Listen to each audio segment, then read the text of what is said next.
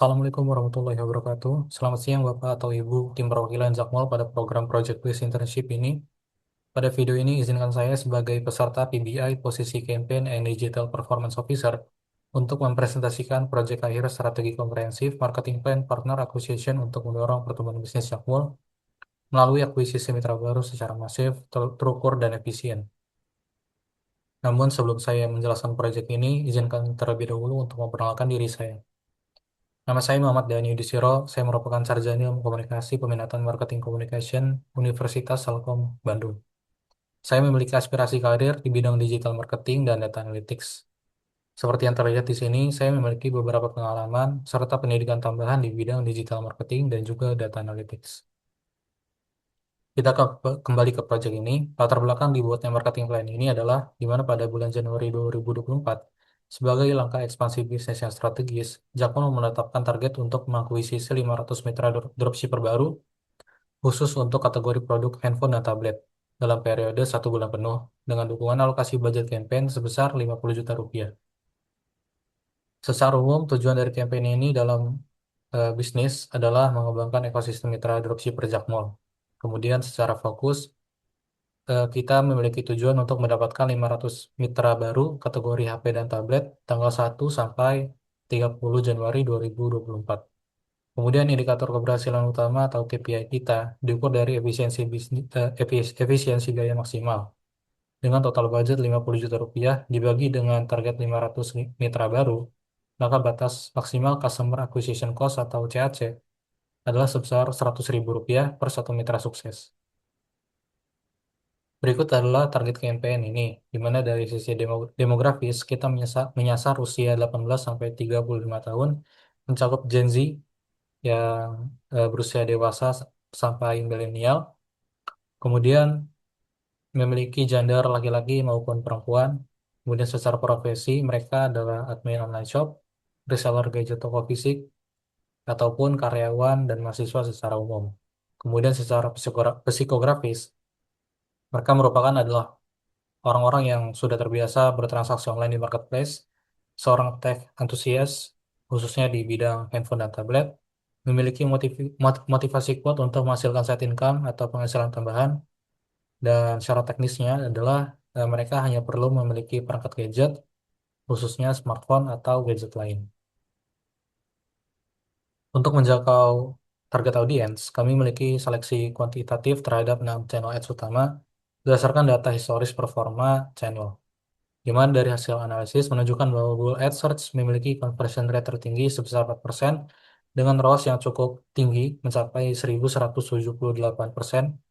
Sementara itu, TikTok Ads mencatatkan ROAS tertinggi sebesar 1346% dengan conversion rate yang sangat tinggi di angka 2,5% dan cost per klik yang murah sebesar Rp650. Sedangkan channel lain seperti Meta Ads, LinkedIn, Twitter maupun GDN itu berada di bawah performa kedua channel ini. Oleh karena itu, dalam campaign ini kita memilih Google Ads Search dan TikTok Ads sebagai primary channel ads group. Hal ini juga diperkuat dengan adanya data dari Google Analytics Zakmol, di mana organic search mendominasi mutlak dengan jumlah user sebesar 102.443 user, di mana ini membuktikan bahwasanya brand awareness dan SEO Zakmol sangat kuat. Namun ada celah besar di sini, di mana paid search baru saja menyentuh 33 user saja. Artinya kata kunci komersial bernilai tinggi atau high intent keyword selama ini belum dieksploitasi secara optimal lewat iklan berbayar. Di sisi lain, organik sosial baru menyumbang 1.290 user, terlalu lambat untuk target 1 bulan untuk mencapai 500 mitra baru. Kemudian dengan potensi historis ROAS TikTok Ads sebesar 1.346%, menyuntikkan dana ke paid social TikTok adalah langkah yang sangat penting untuk mencapai target campaign ini. Kemudian strategi besarnya adalah omnichannel remarketing, di mana kita akan memasang Google Tag untuk merekam semua user yang berasal dari organik maupun paid search user yang mengunjungi landing page. Kemudian lalu kita kejar mereka atau retargeting mereka di TikTok Ads menggunakan aset video kreatif, yang mana ini diharapkan bisa menekan biaya konversi secara signifikan. Secara kualitatif, kedua channel ini saling melengkapi, di mana Google Search Ads unggul dalam akurasi kebutuhan atau high intent.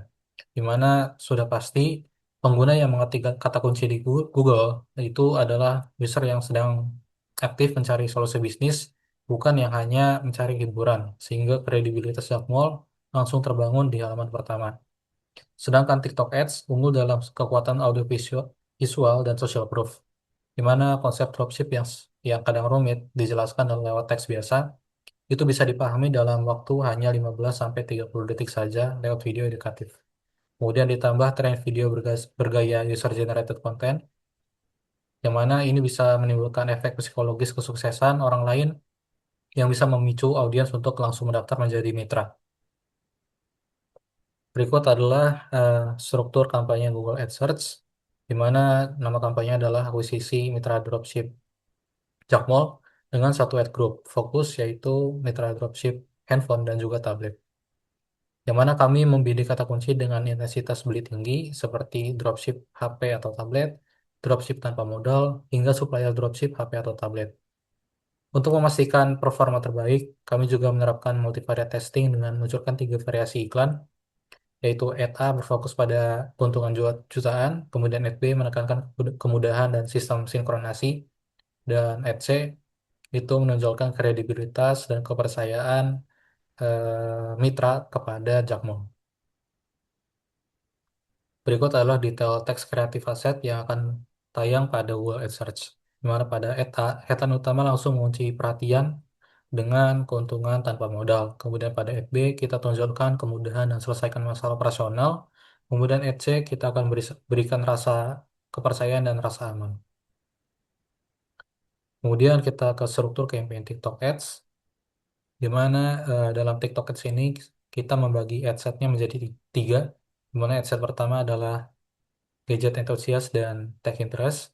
Kemudian ad set 2 adalah side hustle dan e-commerce interest.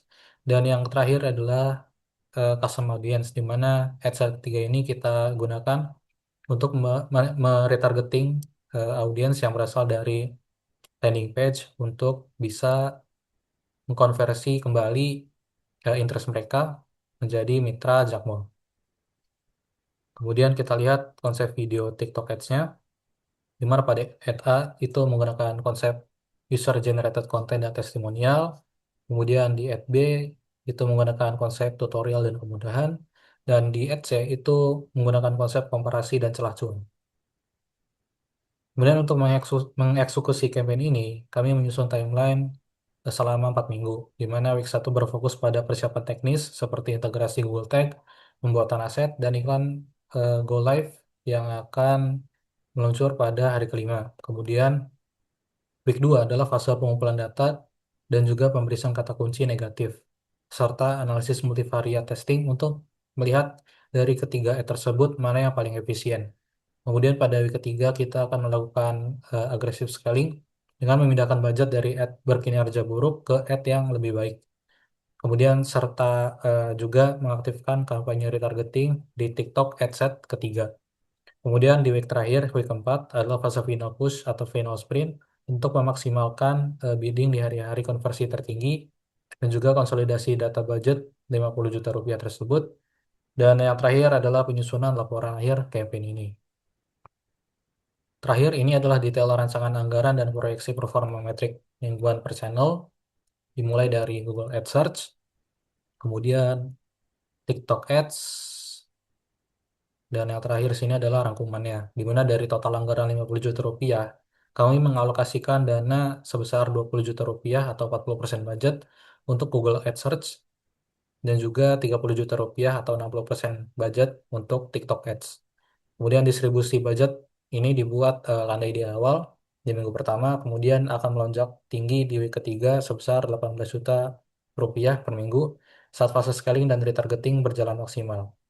Kemudian berdasarkan perhitungan matematis dari metrik historis yang ada di spreadsheet sebelumnya, Google AdSense diproyeksikan menyumbang 673 mitra baru dan TikTok Ads menyumbang 1154 mitra baru. Kemudian secara akumulatif pada akhir minggu keempat, kampanye ini diproyeksikan mampu menghasilkan total 1.827 mitra baru.